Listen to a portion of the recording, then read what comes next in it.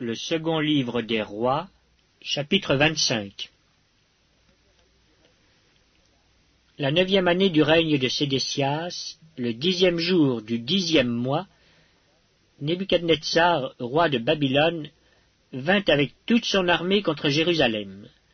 Il campa devant elle et éleva des retranchements tout autour. La ville fut assiégée jusqu'à la 11e année du roi Sédécias. Le 9e jour du mois, la famine était forte dans la ville, et il n'y avait pas de pain pour le peuple du pays. Alors la brèche fut faite à la ville, et tous les gens de guerre s'enfuirent de nuit par le chemin de la porte entre les deux murs, près du jardin du roi, pendant que les Chaldéens environnaient la ville. Les fuyards prirent le chemin de la plaine. Mais l'armée des Chaldéens poursuivit le roi, et l'atteignit dans les plaines de Jéricho, et toute son armée se dispersa loin de lui. Ils saisirent le roi, et le firent monter vers le roi de Babylone à Ribla. Et l'on prononça contre lui une sentence.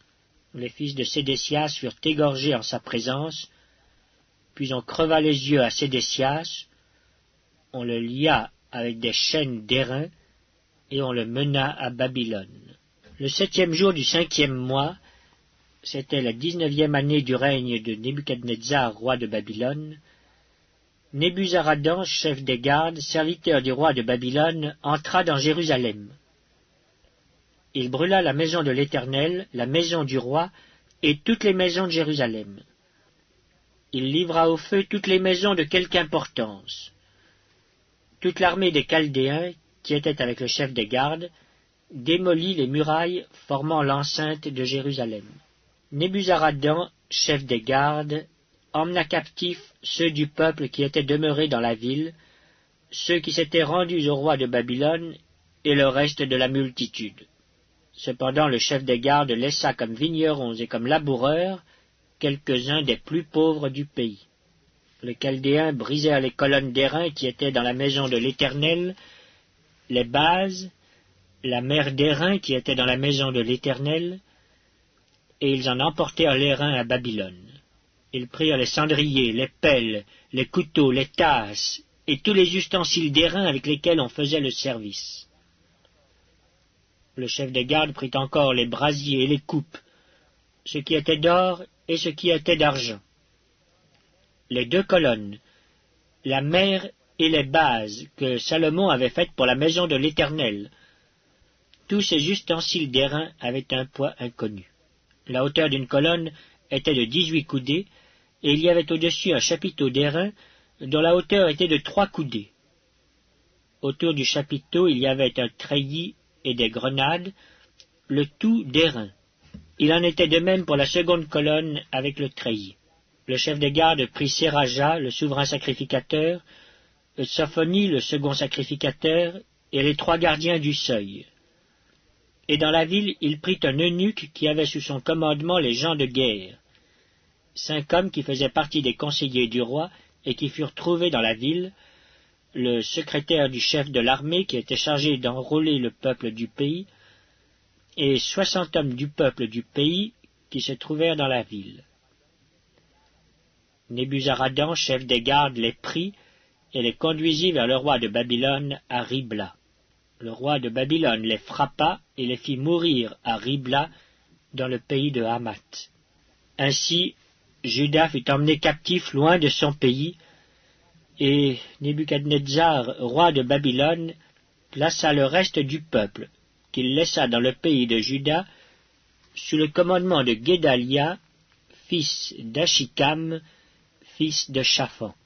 Lorsque tous les chefs des troupes eurent appris, eux et leurs hommes, que le roi de Babylone avait établi Guédalia pour gouverneur, ils se rendirent auprès de Guédalia à Mitzpa, savoir Ismaël, fils de Nétania, Joshanan, fils de Caréac, Séraja, fils de Tanumet de Netopha, et Jaazania, fils du Maacatien, eux et leurs hommes. Guédalia leur jura, à eux et à leurs hommes, et leur dit, « Ne craignez rien de la part des serviteurs des Chaldéens.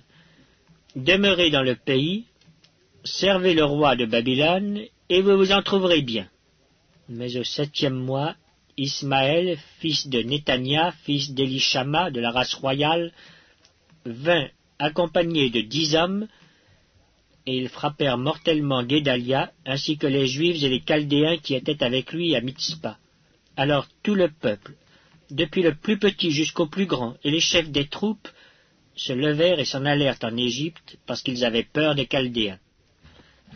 La 37e année de la captivité de Joachim, roi de Juda, le 27e jour du 12e mois, Évil-Mérodach, roi de Babylone, dans la première année de son règne, releva la tête de Joachim, roi de Juda, et le tira de prison. Il lui parla avec bonté, et il mit son trône au-dessus du trône des rois qui étaient avec lui à Babylone. Il lui fit changer ses vêtements de prison, et Joachim mangea toujours à sa table tout le temps de sa vie. Le roi pourvut constamment à son entretien journalier tout le temps de sa vie. Le premier livre des Chroniques, chapitre 1. Adam, Seth, Enoch, Kénan, Mahalalel, Jéred, Enoch, Méthusélah, Lémec, Noé. Sem, Cam et Japheth. Fils de Japheth, Gomer, Magog, Madaï, Javan, Tubal, Meshech et Tiras. Fils de Gomer, Askenaz, Diphat et Togarma. Fils de Javan, Elisha, Tarsisa, Kittim et Rodanim. Fils de Cam, Cusk, Mitzraïm, Put et Canaan. Fils de Cusk, Saba, Avila, Sabta, Raïma et Sabteka. Fils de Raïma, Séba et Dedan.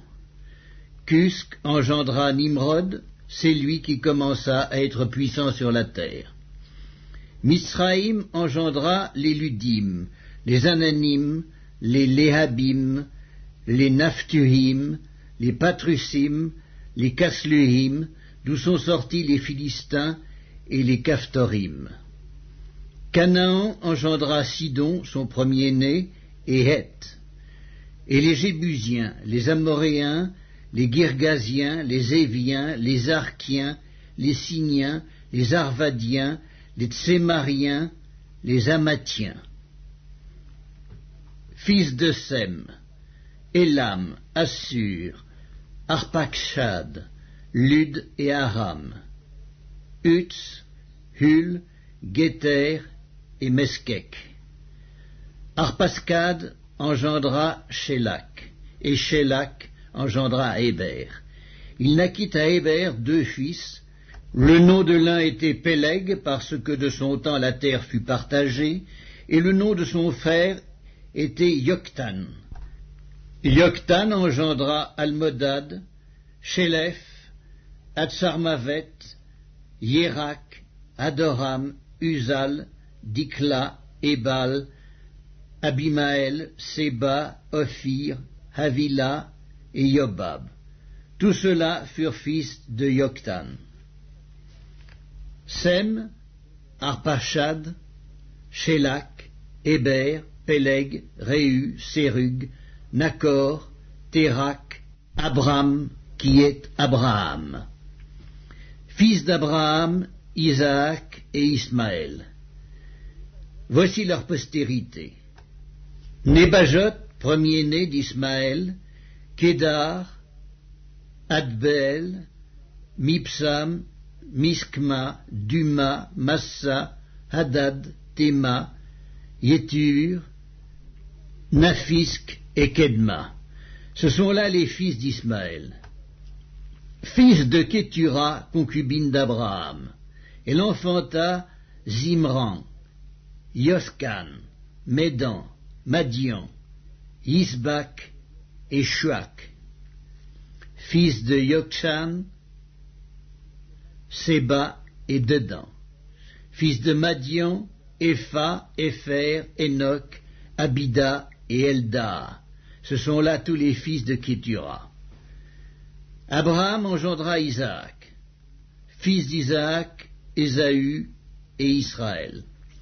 Fils d'Ésaü, Éliphaz, Réuel, Yeuc, Yaélam et Coré. Fils de Éliphaz, Théman, Omar, Tséphi, Gaétam, Kénaz, Timna et Amalek. Fils de Réuel, Nahat, Zérak, Skama et Midza. Fils de Séhir, Lotan, Shobal, Sibéon, Anna, Discon, Etzer et Discan. Fils de Lotan, Hori et Homam. Sœur de Lotan, Timna. Fils de Skobal, Aljan, Manahat, Ebal, Sképhi et Onam. Fils de Tsibéon, Aïja et Anna. Fils d'Anna, Discon. Fils de Discon, Amran, Eskban, Yitran et Kéran. Fils d'Etzer, Bilan, Zavon et Yakan. Fils de Discan, Utz et Aran. Voici les rois qui ont régné dans le pays d'Édom avant qu'un roi régnât sur les enfants d'Israël. Béla, fils de Béor, et le nom de sa ville était Dinhaba. Béla mourut, et Yobab, fils de Zérak, de Botsra, régna à sa place. Yobab mourut, et Uskam, du pays des Thémanites, régna à sa place. Uskam mourut, et Hadad, fils de Bédad, régna à sa place. C'est lui qui frappa Madian dans les champs de Moab. Le nom de sa ville était Avit. Hadad mourut, et Samla, de Masreka, régna à sa place. Samla mourut, et Saül, de Rehoboth, sur le fleuve, régna à sa place. Saül mourut, et Baal-Hanan, fils d'Akbor, régna à sa place. Baal-Hanan mourut, et Hadad régna à sa place. Le nom de sa ville était Pahi, et le nom de sa femme, Mehétabel, fils de Matred, fille de Mézadhab. Hadad mourut. Les chefs d'Édom furent le chef Timna, le chef Alja, le chef Yétet, le chef Holibama, le chef Éla, le chef Pinon, le chef Kénaz, le chef Théman, le chef Mibstsar, le chef Magdiel, le chef Hiram. Ce sont là les chefs d'Édom.